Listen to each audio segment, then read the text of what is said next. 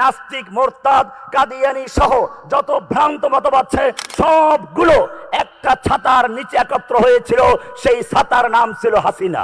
আমার মনে আছে জিয়াউর রহমান সাহেব সর্বপ্রথম সংবিধানে বিসমিল্লাহ সংযুক্ত করে এদেশের মানুষের ভালোবাসা অর্জন করেছিলেন।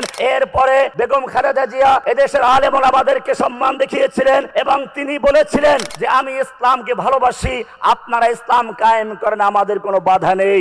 আমরা বিএনপির কাছে একটা জিনিস চাই যে তাদেরকে যেভাবে এদেশের জনগণ ইসলামের জন্য ভালোবেসেছে, ইসলামের পক্ষের শক্তি মনে করেছে, সেই অবস্থানটা ধরে রাখুক।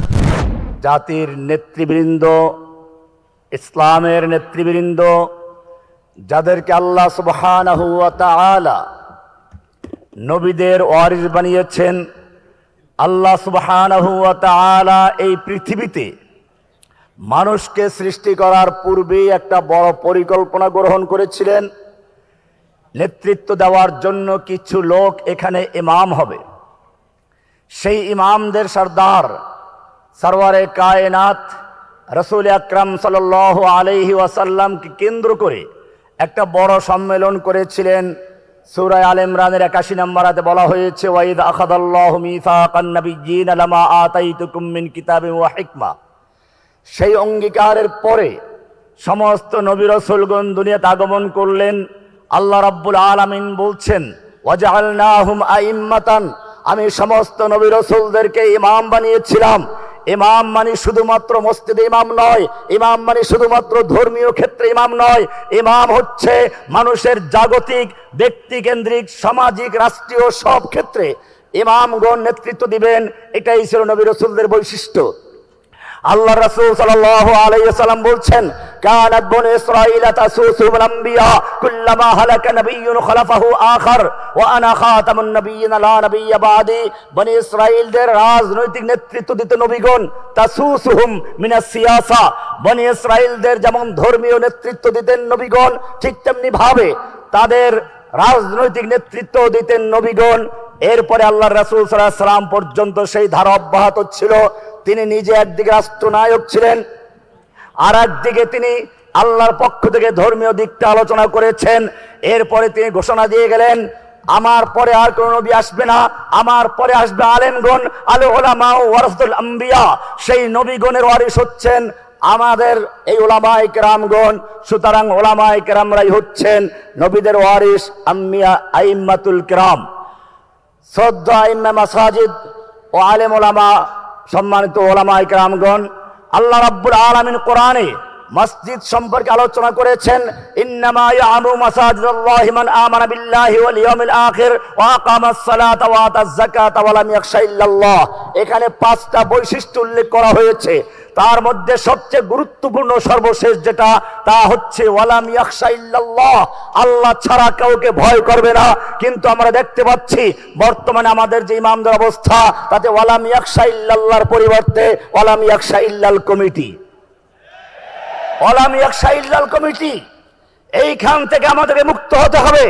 সেজন্য প্রয়োজন সমস্ত আলেম ওলামাদেরকে, মসজিদের ইমামদেরকে ঐক্যবদ্ধ হয়ে ঘোষণা করতে হবে, ওয়াতাসিমু বিহাবলিল্লাহি জামিআন ওয়া লা তাফাররাকু, তোমরা আল্লাহর রজ্জুকে, হাবলিল্লাহিল মাতিন ওয়াল কোরআনুল আযীম, কোরআনে আযীমকে ঐক্যবদ্ধভাবে ধারণ করো, বিচ্ছিন্ন হয়ো না।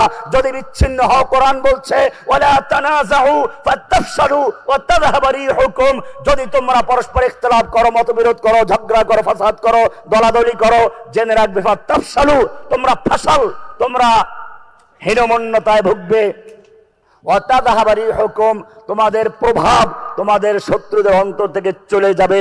এই কারণেই আমাদের মনে রাখতে হবে, মসজিদ শুধুমাত্র একটি ইবাদতের জন্যই না। আল্লাহর নবী সর্বপ্রথম মদিনায় গিয়ে যে কাজটি করেছেন, আউয়ালু মা ফাআলা রাসূলুল্লাহ সাল্লাল্লাহু আলাইহি ওয়াসাল্লাম হিনা হাজারা বিনাউল মসজিদ, প্রথমে মদিনায় গিয়ে মসজিদ তৈরি করেছেন। এই মসজিদ ছিল রাজনৈতিক কেন্দ্র, এই মসজিদ ছিল ধর্মীয় কেন্দ্র, এই মসজিদ ছিল সামাজিক কর্মকাণ্ডের কেন্দ্রস্থল। এভাবেই আল্লাহর রাসূল সাল্লাল্লাহু আলাইহি ওয়াসাল্লাম এই মসজিদে বসে সব কাজগুলো আঞ্জাম দিয়েছিলেন। সম্মানিত উলামায়ে কেরাম, সম্মানিত মসজিদের আইম্মায়ে কেরাম, জেনে রাখবেন আল্লাহ সুবহানাহু ওয়া তাআলা আমাদের কিছু দায়িত্ব দিয়েছেন। কোরআনের প্রথম দায়িত্ব হচ্ছে আল্লাযীনা ইউবাল্লিগুনা রিসালাতিল্লাহি, আমাদের প্রথম কাজ হচ্ছে আল্লাহর রিসালাতকে পৌঁছে দেওয়া। 2 নম্বর কাজ হচ্ছে ওয়ালা ইয়াখশাউনাহু ওয়া ইয়াখশাউনাহু, আল্লাহ কি ভয় করা, ওয়ালাম ইয়াখশা ইল্লাল্লাহ, আমাদের আল্লাহ ছাড়া আর কাউকে ভয় করলে চলবে না।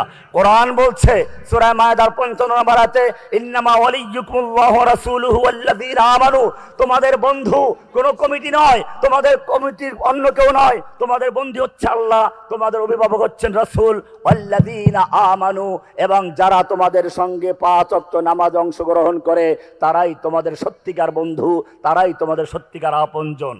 আমাদের মনে রাখতে হবে কোরআন পরিষ্কার বলেছে যালিকা বিআন্নাল্লাহা মাওলাল্লাযীনা আমানু ওয়া আন্নাল কাফিরিনা লা মাওলা লাহুম। সূরা মুহাম্মাদের 11 নম্বর আয়াত, আল্লাহ বলছেন মুমিনদের মাওলা আছে, কাফেরদের কোনো মাওলা নেই। ওরা যতই দাবি করুক নেতা আছে, অমুক নেতা না, আল্লাহ বলছেন লা, ওদের কোনো নেতা নাই। যালিকা বিআন্নাল্লাহা মাওলাল্লাযীনা আমানু, মুমিনদের মাওলা হচ্ছেন আল্লাহ, ওয়া আন্নাল কাফিরিনা লা মাওলা লাহুম, কাফেরদের কোনো মাওলা নেই। সুতরাং মনে রাখতে হবে মুমিনদের ইজ্জতের মালিক, সম্মানের মালিক সবকিছু আল্লাহ।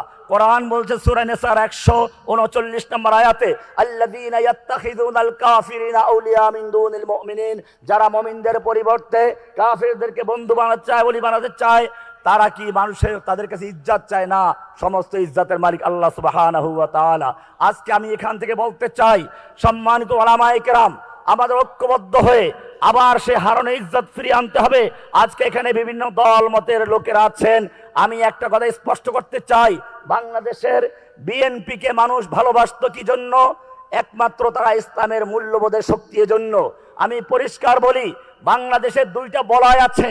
একটা বলয় হচ্ছে ইসলাম বিরোধী শক্তির ছাতা, যেখানে নাস্তিক, মোরতাদ, কাদিয়ানি সহ যত ভ্রান্ত মতবাদ আছে সবগুলো একটা ছাতার নিচে একত্র হয়েছিল, সেই ছাতার নাম ছিল হাসিনা। এদেশের জনগণ তাদেরকে দেশ থেকে বিতাড়িত করেছে। ইসলামের জন্য এদেশের মানুষ বিএনপিকে ভালোবেসেছে।